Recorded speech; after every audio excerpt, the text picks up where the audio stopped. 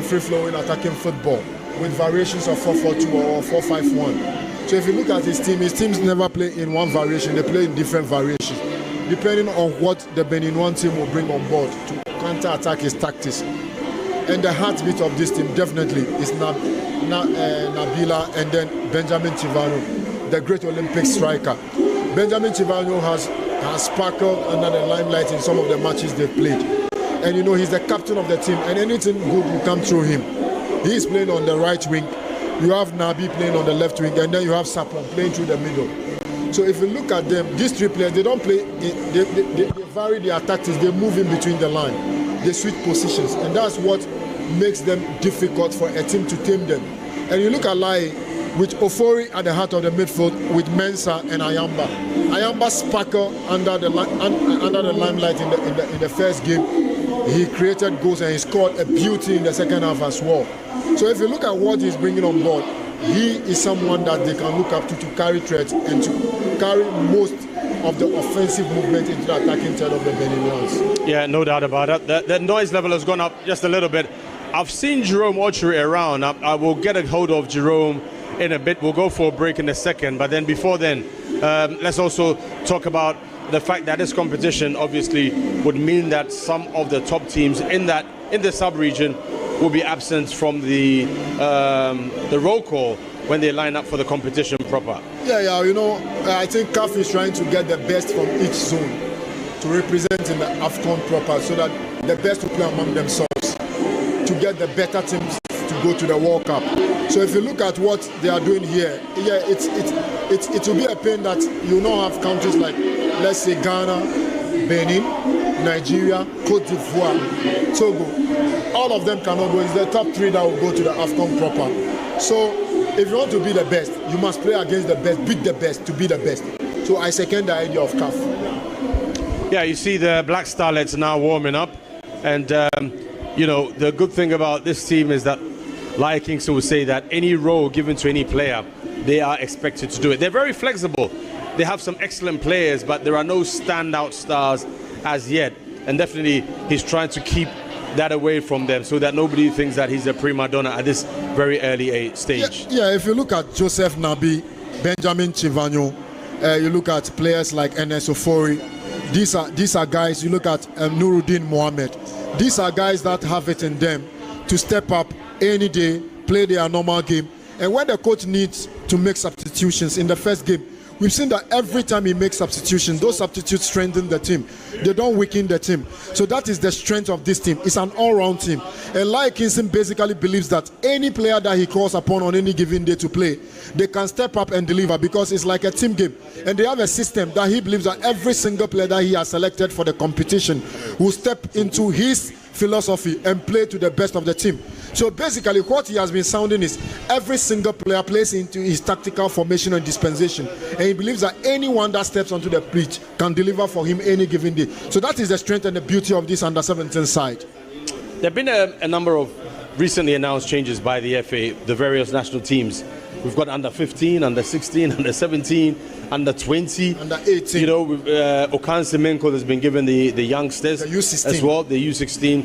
Max Okonedu is also there. Even the U23. And it's Monofei under right. the U20. It's cut across. Look at Karim Zito, the U18s. So basically, look at the names, the collection of names. Were you expecting Karim Zito to take a higher age team? Well, basically, I was expecting Karim Zito to take the U23 because he has proven with Dreams FC this season in the CAF Confederations Cup that he's a great coach. He took us to the team to the semi-finals where they got eliminated by Zamalek. We met him. We had one-on-one with him, Josiah and myself, on the pitch in Sugakope before they played against Bofakwa in the semi-finals of the FA Cup. And when he speaks with so much maturity, knowledge of the game, and what he has gained from coaching in the CAF Confederations Cup this season. So you can tell that he's someone that I was looking up to. You look at Desmond Ofe, basically, he is by far the one that has really advertised himself to the Ghanaian populace based on the things that he has done with the U20 team. And I'm saying this since 2009 that we had that good Black Stars team that went to the World Cup in South Africa. In 2010, right? In 2010, I have not seen any national team that had played good football. When I was growing up, the Ghanaian team, I know, they build from the base. They don't play backwards passing. They play aggressive football.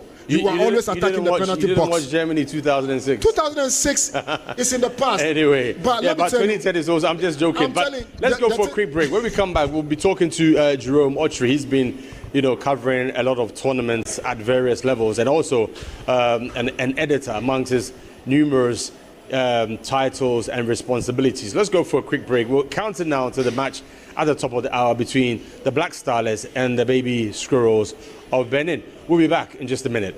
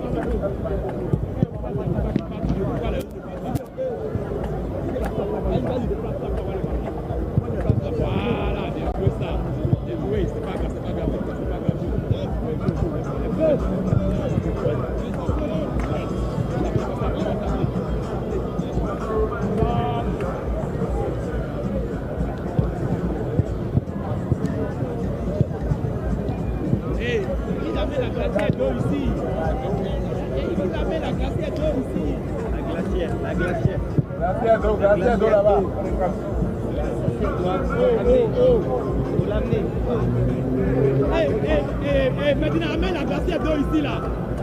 On peut regarder sur le terrain, non? Moi, je ne sais pas, amène la glacière d'eau ici.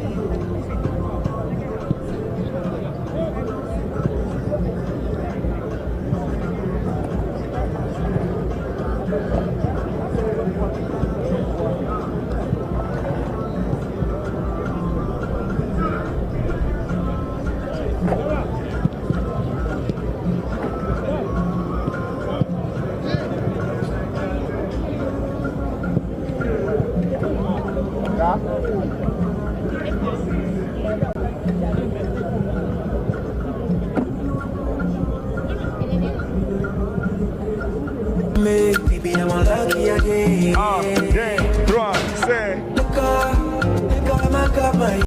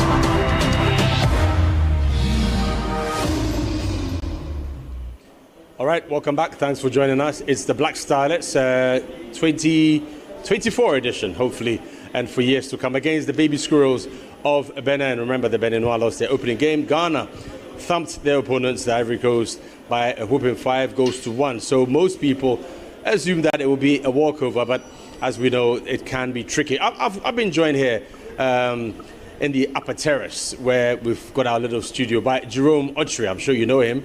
Amongst being an editor, he wears so many hats. I wonder which one he's wearing today, Jerome. Well, maybe as a football fan. Yeah, well, yes.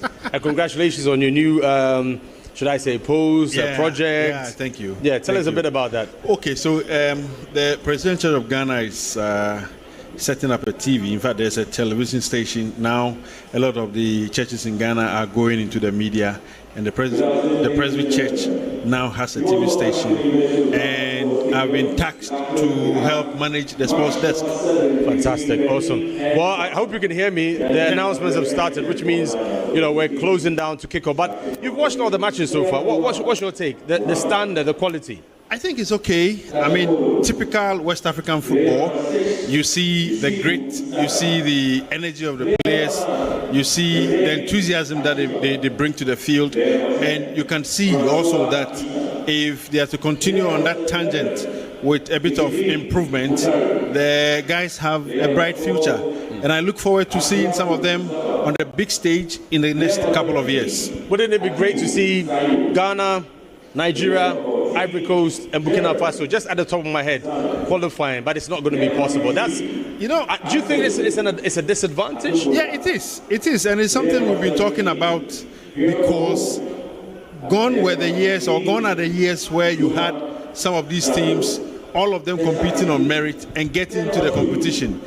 I mean, when I was a teenager and I was growing up, you would see Ghana and Nigeria always making it to the world competition, because at the African level we were the best. Now, because of how it's been arranged, there's a likelihood that you miss some of these top guns going to the competition, and that is not the best. But you look at it on the other side of the coin, and they will tell you that the other countries also have to develop, and if this is what will help them to develop, why not keep it so? Yeah. The CAF president says he wants to have a level playing ground. Even the thing. Well, it's good in that way, but like we're saying. But tell us about this current team.